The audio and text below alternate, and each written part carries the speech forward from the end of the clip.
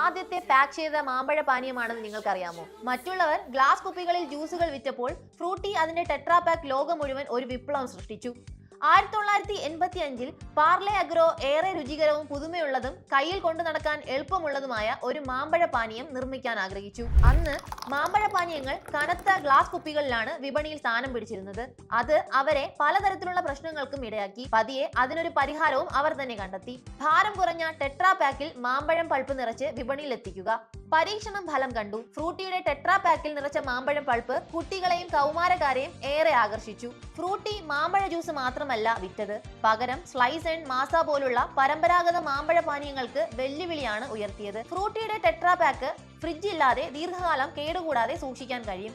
അതുകൊണ്ട് തന്നെ ഏത് യാത്രയിലും സഹയാത്രികനായി ഫ്രൂട്ടി കൂടെയുണ്ട്. കൊക്കക്കോളയും പെപ്സിയും വിപണിയിൽ തരംഗമായ ഒരു സമയത്ത് ഫ്രൂട്ടിക്ക് ചെറിയ രീതിയിൽ ഒരു ഇടിവ് സംഭവിച്ചു. പക്ഷേ ഫ്രൂട്ടി വിട്ടുകൊടുക്കാൻ തയ്യാറായിരുന്നില്ല. ബെസ്റ്റ് ടൈം എന്ന് പറയാമല്ലോ. 2003-ൽ കമ്പനിയിൽ ചേർന്ന ഫ്രൂട്ടിയുടെ സ്ഥാപകനായ പ്രകാശ് ചൗഹാന്റെ മകൾ നാദിയ ചൗഹാൻ വൈവിധ്യവൽക്കരണത്തിന്റെ ആവശ്യകത തിരിച്ചറിഞ്ഞു. ആ സമയത്ത് പാർലെ അഗ്രോയുടെ വരുമാനത്തിന്റെ 95% ഫ്രൂട്ടി എന്ന ഒറ്റ ഉൽപ്പന്നത്തിൽ നിന്നായിരുന്നു.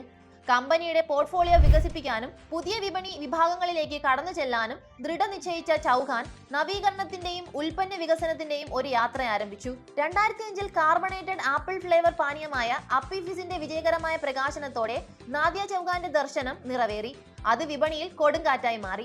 ഈ വിപ്ലവകരമായ ഉൽപ്പന്നം പാർലെ അഗ്രോയുടെ പാതയിൽ ഒരു വഴിത്തിരിവാകുകയും ചെയ്തു. അപ്പി ഫിസിന്റെ വിജയത്തിൽ ആവേശഭരിതനായി ചൗഹാൻ ഇന്ത്യയിലെ ആദ്യത്തെ പാക്ക് ചെയ്ത ലെമനേഡ്, ഏറ്റവും പ്രശസ്തമായ സ്മൂത്ത് ഷേക്ക് എന്നിവയുൾപ്പെടെ ന്യൂനതമായ നിരവധി ഓഫറുകൾ അവതരിപ്പിച്ചു. 2015-ൽ ഫ്രൂട്ടി അതിന്റെ പാക്കേജിംഗും ബ്രാൻഡിംഗും കൂടുതൽ പ്രീമിയവും ആധുനികവുമായി നവീകരിച്ചു.